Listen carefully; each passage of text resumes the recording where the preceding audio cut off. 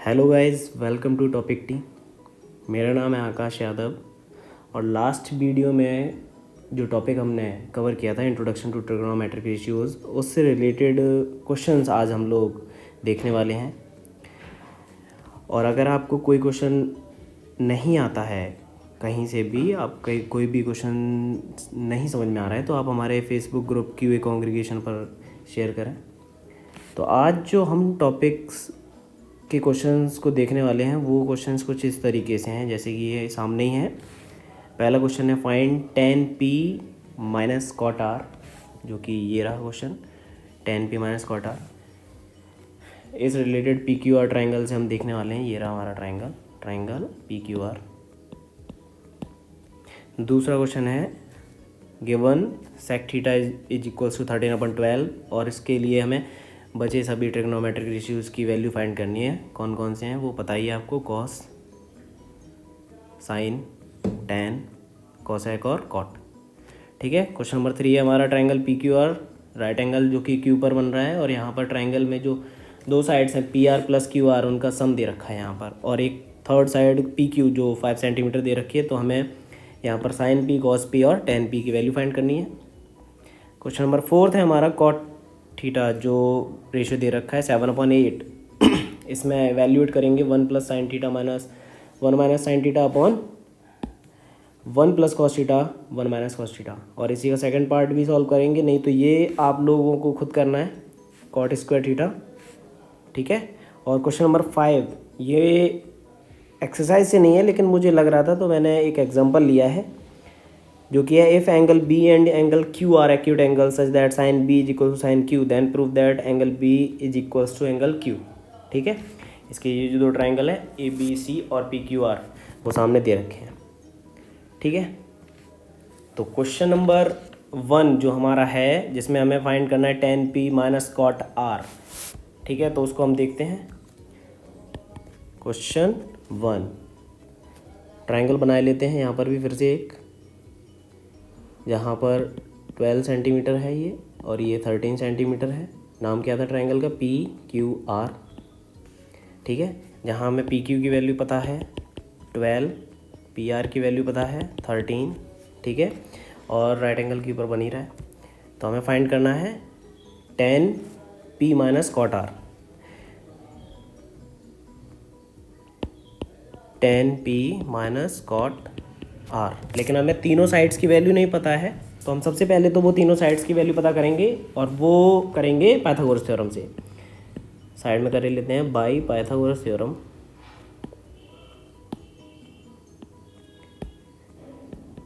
P R square P Q square plus Q R square 13 12 और Q R square 169, ये 144 plus Q R square. 169 में से 144 minus करेंगे तो 25 आ जाएगा, और जहाँ से क्यू आर की वैल्यू 5। ठीक है। ये 5 निकल आएगा। अब हमें वैल्यू पता चल चुकी है तीनों। हाँ, तो हमने ट्राइंगल की तीनों साइड्स को तो फाइंड कर ही लिया है। अब हम वैल्यूज़ रखेंगे, तो tan p यानी कि परपेंडिकुलर अपॉन बेस, और कॉट के लिए क्या होता है? कॉट के लिए इसका इन्वर्स हो जाता है बेस अपॉन परपेंडिकुलर। ठीक है। तो tan p यहाँ से एंगल से देखेंगे तो इसका परपेंडिकुलर हो गया 5 और बेस हो गया एडजेसेंट साइड 12। ठीक है। अब कॉट आर देखेंगे, तो कॉट को हम p से नहीं देखेंगे, कहाँ से देखेंगे? एंगल आर से। अब एंगल आर से बेस अगर देखेंगे तो एडजेसेंट साइड कौन सी है? 5, और पी क्यू इसकी परपेंडिकुलर साइड हो गई, जो कि 12। यहाँ पर दोनों सेम आ रहे हैं, एक पॉजिटिव और एक नेगेटिव, दोनों कट जाएंगे 0। ठीक है। तो tan p minus cot R करेंगे 0 आएगा। ठीक है। तो यहाँ हमारा फर्स्ट क्वेश्चन हो गया। क्वेश्चन नंबर 2 क्या था? क्वेश्चन नंबर 2 था sec theta is equal to 13/12। यहाँ पर sec थीटा की वैल्यू दे रखी थी, sec थीटा 13/12, और बचे हुए रिमेनिंग सारे के सारे ट्रिग्नोमेट्रिक रेशियोज हमें फाइंड करने थे। sec होता क्या है? sec होता है हाइपो अपॉन बेस, यही होता है ना, हाइपो अपॉन बेस। यानी कि ट्राइंगल की दो साइड्स हमें पता है रेशियोज़ के फॉर्म में यहाँ पर, जो कि है 13/12, यानी कि हाइपो हो गया 13 और बेस हो गया 12। तो वापस से पाइथागोरस थ्योरम से हम इसकी परपेंडिकुलर साइड भी पता करेंगे। तो पाइथागोरस थ्योरम लगाएंगे, यानी कि हाइपो का स्क्वायर, बेस का स्क्वायर और परपेंडिकुलर स्क्वायर 13, बेस कितना हो गया 12, और परपेंडिकुलर फाइंड करने वाले हैं तो 169, 144 प्लस पी स्क्वायर। ठीक है, यहाँ P square is equals to निकलेगा 25 और पी की वैल्यू निकलेगी 5। ठीक है, अब हमें हाइपो, बेस, तीनों चीज़ें बताएं। ठीक है, जैसे अगर यहाँ पर अगर हम ट्रायंगल बना लें इसका, तो ट्रायंगल में इस तरीके से दिखेंगी ये वैल्यूज़ कि जो हाइपो है ये हो जाएगा 13, बेस हो जाएगा 12 और परपेंडिकुलर हो जाएगा 5। ठीक है, अब हमें चाहिए रिमेनिंग जितने भी ट्रिग्नोमेट्रिक इश्यूज हैं। तो सबसे पहले साइन से स्टार्ट करते हैं। तो साइन थीटा क्या होता है, perpendicular upon hypo. Perpendicular value है 5 और हाइपो 13, यानी कि रेशियो हो गया 5/13। Cos theta, base upon hypo, base कितना है यहाँ पर 12 और हाइपो 13, यानी कि 12/13। टेन थीटा क्या होता है, परपेंडिकुलर अपॉन बेस। परपेंडिकुलर कितना है 5 और बेस कितना है 12, 5/12। कॉसेक थीटा क्या होगा, वैसे तो साइन का इन्वर्स होता है तो h/p हो जाएगा ये। ठीक है, h/p, और इसकी जो वैल्यू है वो भी इन्वर्स करके रख देंगे, सीधे सीधे पता चलते जाएंगे। सेक तो था ही, और कॉट लास्ट रह गया है, तो कॉट थीटा बेस अपन परपेंडिकुलर से 12/5। तो ये हमारे रिमेनिंग जितने भी ट्रिग्नोमेट्रिक रेशियोज थे हमने सारे के सारे फाइंड कर लिए हैं। सेक थीटा दे रखा था 13/12,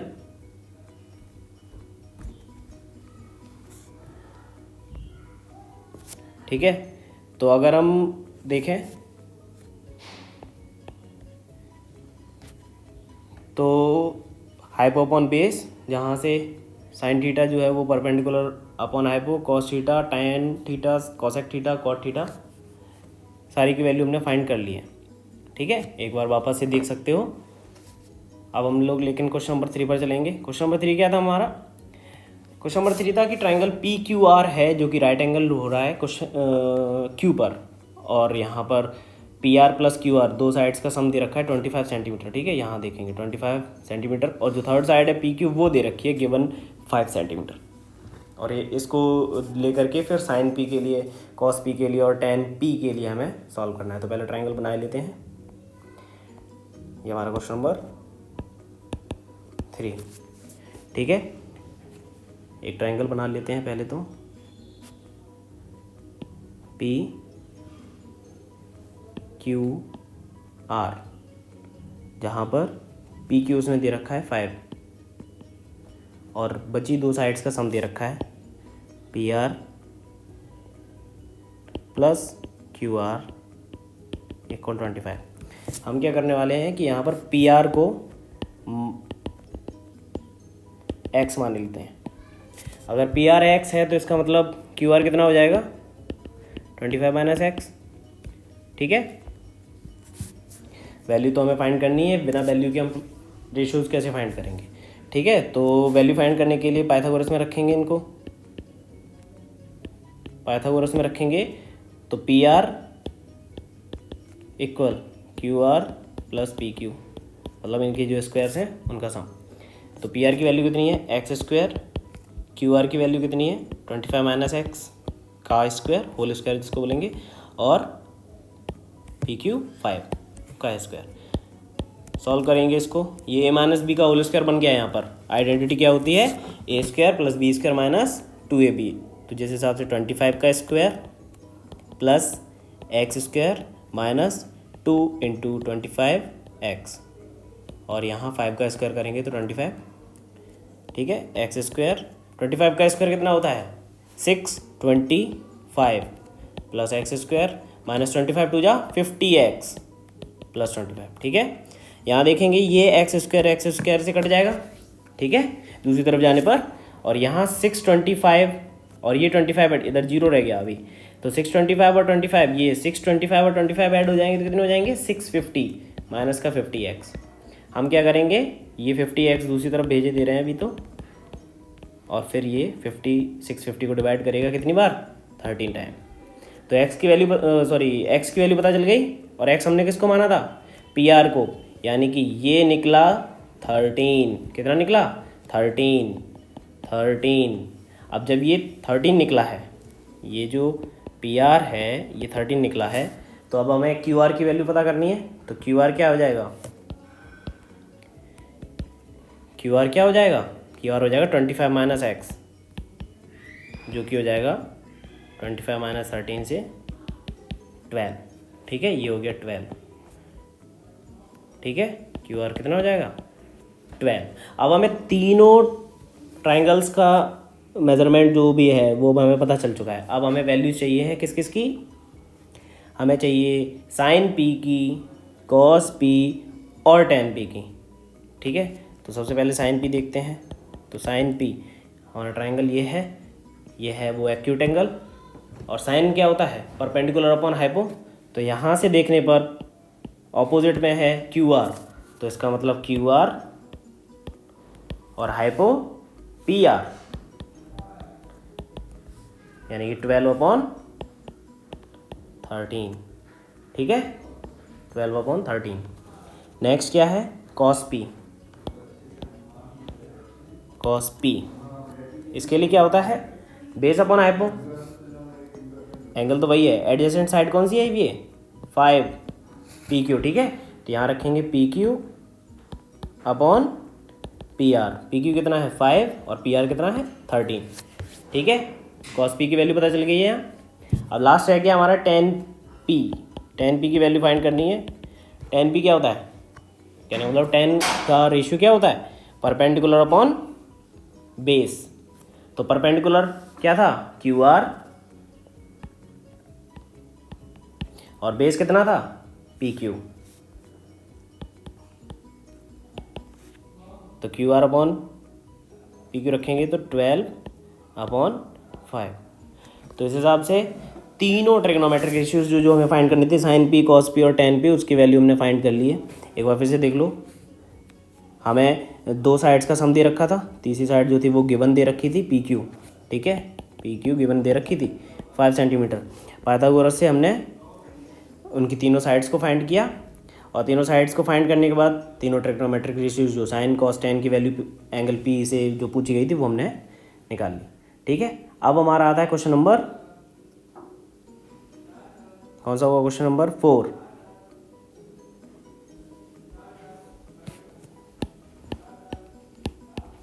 क्वेश्चन नंबर 4 कहाँ है, क्वेश्चन नंबर 4 ये रहा।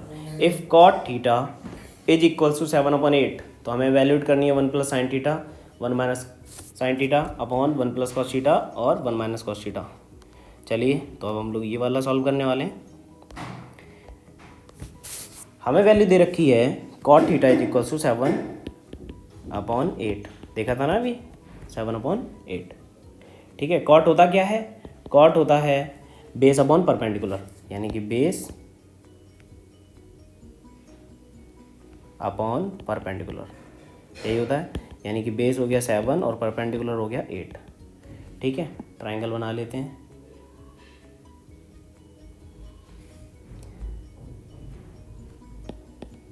सेवन 8, ये अपना थीटा हो जाएगा वो। ठीक है, 7/8 से बेस ये होगा, क्योंकि अगर ये एक्यूट एंगल ले रहे हैं हम, तो ये एडजेसेंट साइड से 7 हो जाएगी और इसके ऑपोजिट साइड परपेंडिकुलर हो जाएगी 8। अब वो यहाँ से बोल रहा है कि हमें फाइंड करना है, इवैल्यूएट करना है क्या 1 + sin theta, 1 - sin theta upon 1 + cos theta and 1 - cos theta.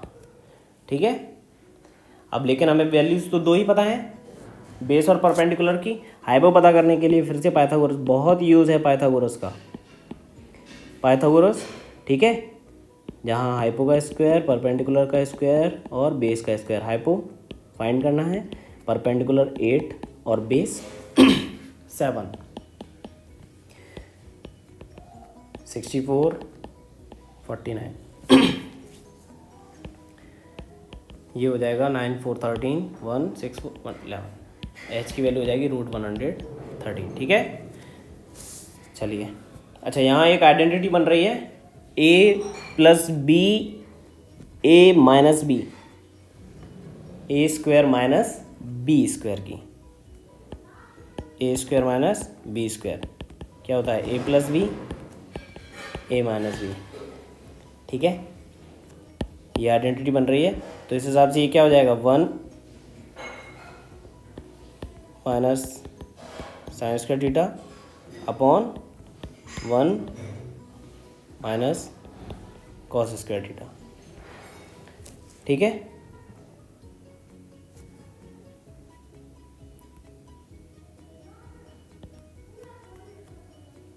तो 1 - साइन क्या होगा? Perpendicular upon hypo. परपेंडिकुलर कितना है? 8, और हाइपो कितना है? 113, इनका स्क्वायर अपॉन कॉस क्या है? 1 - बेस कितना था? 7, तो 7 अपॉन 113 का स्क्वायर। इसको सॉल्व करेंगे तो 1 - 64 अपॉन रूट हट जाएगा स्क्वायर से, 113 रह जाएगा। 1 - 7 7 जो 49, और रूट हट जाएगा 113। ठीक है, एलसीएम लेकर के इसको सॉल्व करेंगे।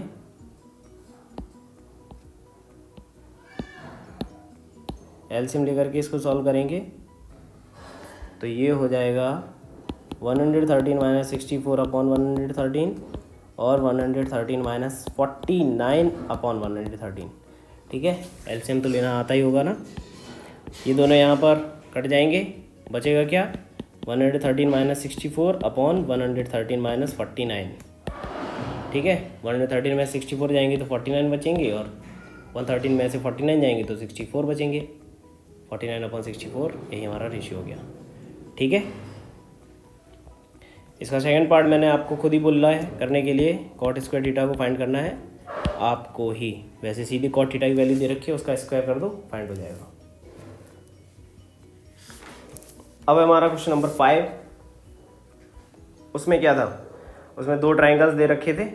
एक था ट्राइंगल ABC और एक था ट्राइंगल PQR, जहाँ एंगल B और एंगल Q, 2 ऐसे एक्यूट एंगल हैं जहाँ से देखने पर साइन B और साइन Q की वैल्यू इक्वल आती है। तो हमें ये प्रूफ करना था कि एंगल B जो है वो एंगल Q के इक्वल है, ऐसा प्रूफ करना है। ठीक है, क्या प्रूफ करना है? एंगल B जो है वो एंगल Q के इक्वल है। ठीक है, ये 2 वो ट्राइंगल्स थे। चलिए वापस से पहुँचते हैं हम अपने ट्राइंगल्स को बनाते हुए, सॉल्व करेंगे क्वेश्चन नंबर 5।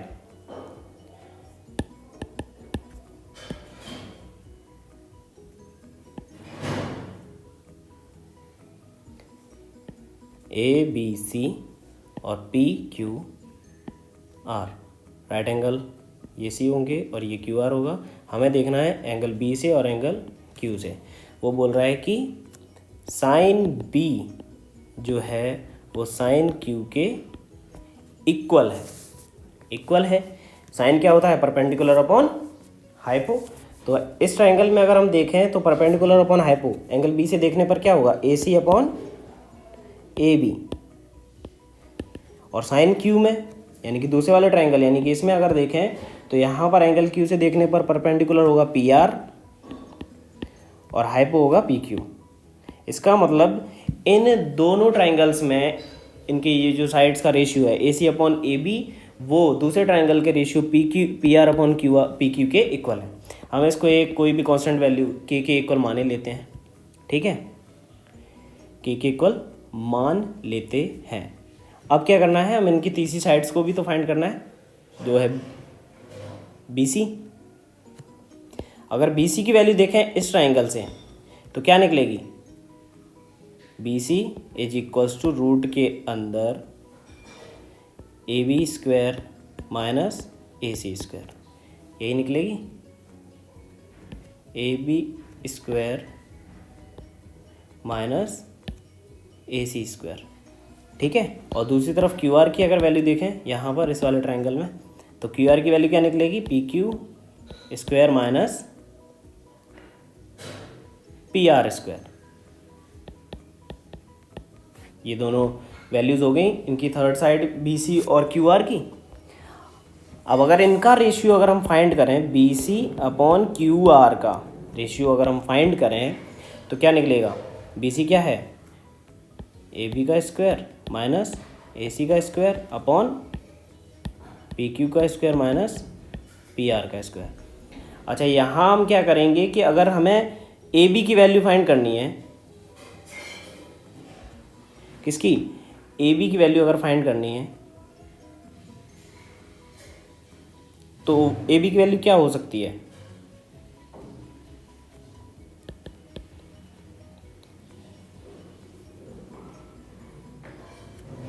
यहाँ से देखेंगे जैसे AB की वैल्यू, जैसे अगर हम यहाँ क्रॉस मल्टीप्लाई करते हैं तो ये हो जाएगा AC अपॉन PR और AB अपॉन PQ। तो अगर इतने की बात करें तो AB की वैल्यू कितनी होगी, AB की वैल्यू होगी KPQ, यही होगी, ये AB की वैल्यू K कितनी होगी, KPQ। तो यहाँ रखेंगे KPQ का स्क्वायर। और अगर AC की बात करें, यहाँ AC की बात करें तो ये KPR और नीचे PQ और PR चल ही रहे हैं। रेशियो फाइंड करना है तो सेम साइड्स ले लिए हैं हमने, ठीक है। ये हमारा रेशियो बन गया, तो क्या बनेगा, K square PQ square minus K square PR square, root के अंदर चलेगा, ठीक है। और यहाँ रूट के अंदर PQ square minus PR square चल ही रहा है, ठीक है। दोनों में से K स्क्वायर कॉमन आ रहा है, कॉमन ले लेंगे हम, अंदर बचा क्या, PQ square minus PR square, और नीचे क्या है, PQ square minus PR square, ठीक है।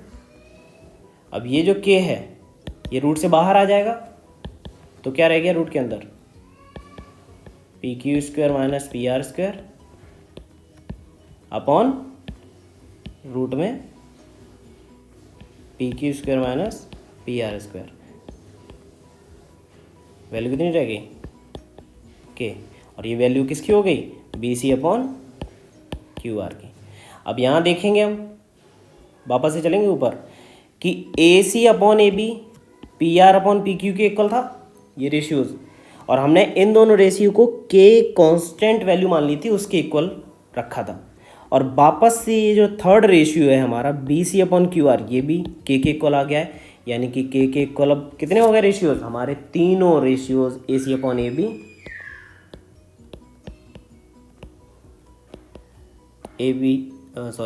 PR अपॉन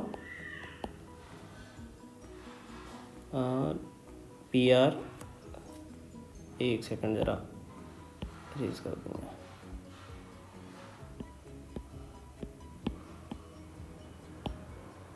हाँ तो कहाँ पर थे, BC अपॉन QR, और थर्ड रेशियो, सेकंड और थर्ड रेशियो क्या है, AC अपॉन PR और AB upon PQ, AC upon PR और AB अपॉन PQ।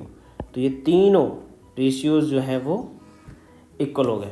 हमने इससे पहले, अभी मैंने यहाँ तो टॉपिक नहीं कवर किया है, लेकिन इससे पहले जो हमारा ट्रायंगल्स वाला जो टॉपिक है उसमें हमने सिमिलरिटी प्रॉपर्टीज़ पढ़ी हैं, जिसमें देखा है कि अगर कोई भी दो ट्रायंगल्स हैं और उनके तीनों साइड्स का जो रेशियो है अगर वो इक्वल निकलता है या फिर कहें वो सेम प्रोपोर्शन में निकलते हैं, तो ऐसे में होता क्या है कि प्रोपोर्शन प्रॉपर्टी से वो क्या हो जाते हैं, दोनों ट्रायंगल्स सिमिलर हो जाते हैं। तो यहाँ पर अगर ट्रायंगल ABC की बात करें तो वो सिमिलर होगा ट्रायंगल PQR के।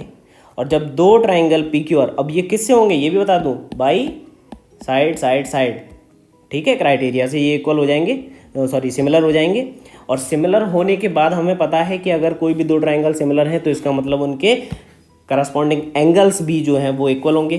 तो इस हिसाब से करस्पॉन्डिंग एंगल B जो है वो एंगल Q के इक्वल होगा। और किससे, क्योंकि ये करस्पॉन्डिंग एंगल्स हैं। ठीक है, कौन से एंगल हैं, दोनों ट्राइंगल्स के करस्पॉन्डिंग एंगल्स हैं। ठीक है, ठीक है। तो आई होप कि आपको ये पांचों क्वेश्चन समझ में आ गए होंगे। आप अगर देखना चाहें तो वापस से देखेंगे इसको, समझेंगे। और अगर आपको कोई भी क्वेश्चंस नहीं समझ में आ रहा है इसमें से, या फिर कोई भी दूसरे क्वेश्चंस जहाँ से भी आप फाइंड करें, अगर आपको नहीं समझ में आ रहे हैं तो हमारे आप फेसबुक पेज QA कांग्रीगेशन पर शेयर करें। Okay then, like the video, और जितना ज़्यादा हो सके शेयर करें और सब्सक्राइब करें। Okay then, thank you.